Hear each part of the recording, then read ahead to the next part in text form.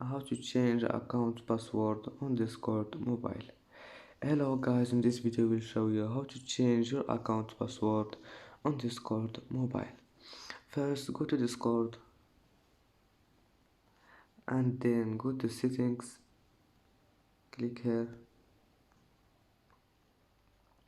and then you need to find my account, this one, click on it, and then click change password. And now all you need to do is just type your password, and